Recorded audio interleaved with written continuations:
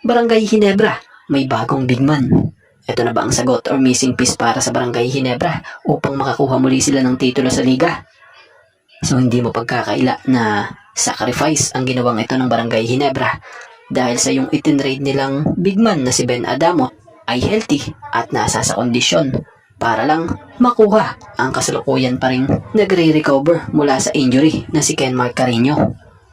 So ang nasabing trade ay tuluyan ng naaprobahan kung saan credit po sa PBA Rush and One Sports kung saan nasabi nga or sinasabi rito na naaprobahan na or nabigyan na ng green light nga po ng PBA ang nasabing trade. So sa opinion naman natin dito, fair trade ito dahil halos di naman sila nagkakalayo ng height. Same silang bigman eh. Tapos sa laro naman halos may pagkakahawig din. May galaw sa ilalim at parehas ding may shooting parehas sa 3-point area. Kung tutuusin maswerte pa nga ang Terra Firma dahil kondisyon at healthy ang bigman na nakuha nila. At para sa Ginebra naman, ito isang tila sacrifice dahil injured pa nga rin po ito dahil patuloy pa din itong nagre-recover pa mula sa tinamon nito noong injury na torn anterior cruciate ligament. So kung halimbawa mang umabot yung recovery ni Kenmark Carino this PBA Commissioner's Cup sa Season 50, hindi na mahihirapan pa ang Ginebra na makipagsabayan sa ibang team, lalo na yung may mga naglalakihang import at iba pang bigman dito sa PBA. Kaya lang, wala pa nga pong kasiguraduhan dahil noong narinig nga natin yung huling interview dito nitong si Sir Rayo Benterado. Credit po sa iyo Sir Rayo Benterado. Hiramin ko lang po ng konti yung kaunting clip na nasambit ni Kenmark Carino rito about sa kung kailan na raw po posible ang pagbabalik pa nito.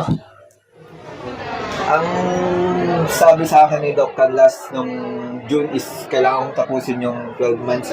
So parang 1 year na rin. Parang June na pa. Parang May or June ata o babalik. Parang basta kailangan tapusin ko yung 12 months. So kung titingnan or napakinggan nyo naman, di ba? Yung nasabi ni Kenmark, may katagalan pa nga rin talaga ang pagbabalik nito. So isang sakripisyo ito para sa Barangay Ginebra talaga kung tutuusin. Pero ang kagandahan naman sa Ginebra, willing to wait sila. So kagandahan naman kay Kenmark, kahit nga inaantay ito ng Ginebra sa pagbabalik hardcourt niya, may inaasahan naman dito ang Ginebra na po pwede niyang mabigay sa team sa pagbabalik niya.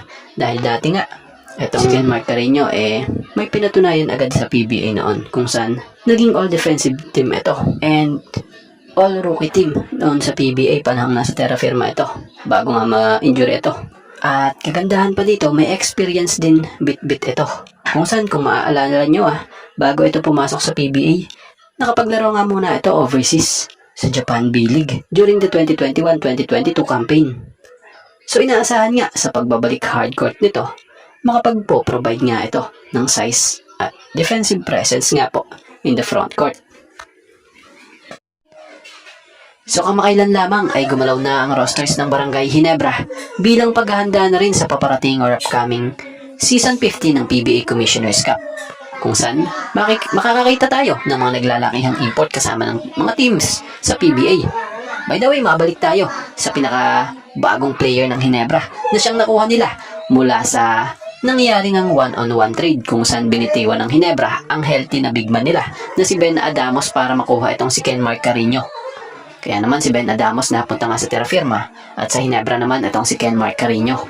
At nito lang, may nabasa tayong rumor kung saan ayon sa post nga po nitong inside of the PBA, breaking, Magnolia Hotshots balak i-offer si Ian Sangalang sa Barangay Ginebra kapalit ni Jamie Malonzo. I heard that Ian Sangalang wants to leave Magnolia Hotshots because of lack of playing time under coach L.A. Tenorio.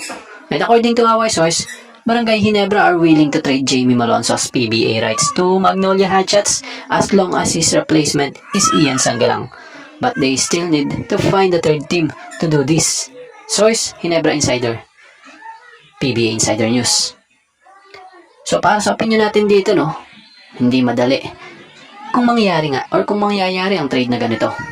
Dahil kakailanganin talaga nila ng 3-team trade dito.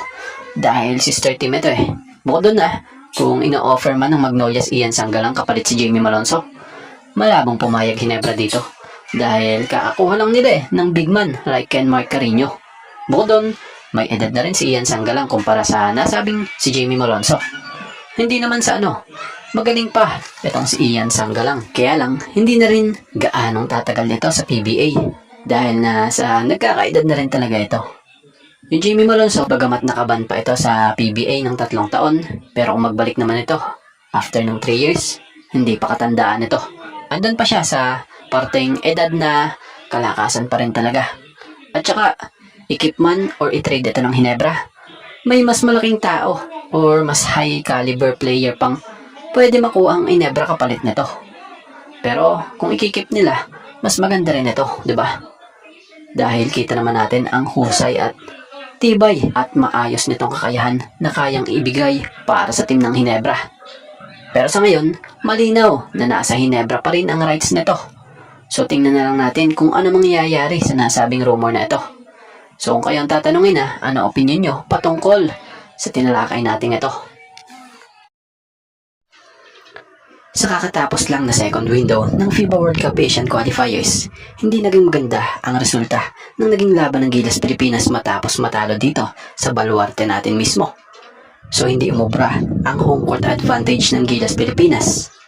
Marami nga ang nakapansin sa nilaro ng ating mga pambato na hindi talaga tayo makasabay sa magandang opensa ng ibang koponan. Sa depensa, kaya naman. Pero yung opensa, dito talaga tayo tinalo ng New Zealand at Australia. So sa ngayon, move on na. At focus na lamang sa susunod na laban ng Gilas Pilipinas sa July para sa pagpapatuloy ng nasabing qualifiers. So magiging mas mahirap na nga po ang mga paparating na laban ng Gilas dahil tayo na ang dadayo. Kung saan makakalaban muli natin itong mga tumalo sa atin dito lang na New Zealand at Australia. Pero bagamat ganun, baka naman may mabago na sa ikikilos o magiging takbo ng Gilas Pilipinas. So bilang fans, hindi rin naman mawawala sa isip natin na what if kung mas mga bata ang ilagay sa lineup ng Gilas Pilipinas, kung long term din naman ang pag-uusapan, diba? Dahil kung halimbawang yung mga nagkakaedad na ang siyang lalaro pa din, paano sa World Cup? Di matatanda na sila noon, diba? Kung mga mas bata pa lang ngayon na pinagsasama-sama at sinasanay na sa sistema, malaki ang chance pagdating ng World Cup. Pag tayo pinalad, sanay na at talagang sila'y nasa sa prime. Kagaya na lamang halimbawa, ang pinakabagong inaprobahan nga po ng FIBA bilang local sa Gilas Pilipinas na si Mike Phillips. Kung yan ang isasalang mo at sasanayin sa Gilas, talagang napakalaki ng potensyal niyan. Kita nyo, pwedeng wing, pwedeng panentro. Mabilis at may malakas na pangangatawan, pisikal maglaro, at kala mo walang inuurungan. So speaking of Mike Phillips, siya yung player after magbaba ng desisyon ng FIBA na pwedeng maglaro si Mike Phillips bilang local sa Gilas Pilipinas, ay talagang kita mo sa kanya na sobrang saya niya at para sa kanya, it's a blessing. So sa mga naging pahayag na po niya pinaabot nito sa SBP o sa mga basketball ng Pilipinas na handa na siyang lumaban para sa ating bansa. So marami nga ang umaasa na maiisama itong si Mike Phillips nitong si Coach Tim sa Gilas po dahil sa potential na kaya niyang maitulong sa Gilas Pilipinas. Kabilang na nga dyan, unang-una yung hustle gamit ang laki kung saan di natatakot makipagbalyahan or makipagpalitan ng muka. Kita nyo naman nung maglaro siya noon sa Green Archers bilang power forward or center ng koponan kung saan naging 2-time champion pa nga po ito 2023 at 2025 at tinanghal bilang finals MVP sa UAAP Season 88. At bukod pa dyan kung matatanong nyo, ito yung former rival player nitong kasalukuyang Gilas forward center na si QMB. So speaking of QMB alam nyo bang maging si Quentin Millora Brown excited na makakampi sa Gilas Pilipinas ang gaya ni Mike Phillips?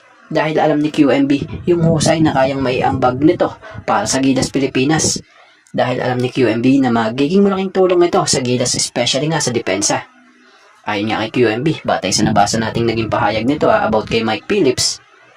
Oh my goodness, his energy is amazing. I think he'll bring great sport to us. Bring really good defensive energy. A really hard roller and really great screener. So, sa kabila nga ng dalawang magkasunod na pagkatalo ng Gilas Pilipinas sa second window, sana maisama ito sa Final 12 next Gilas game sa July kung saan inaasahang kakayanin talaga nito na makatulong ng maayos bilang dagdag size at bilis bilang bigman ng Gilas Pilipinas.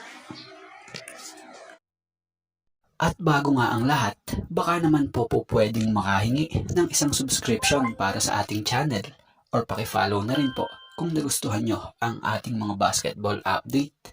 At kung ito na may makakabigat para sa inyo, kahit isang like and share na lamang po. Maraming salamat po.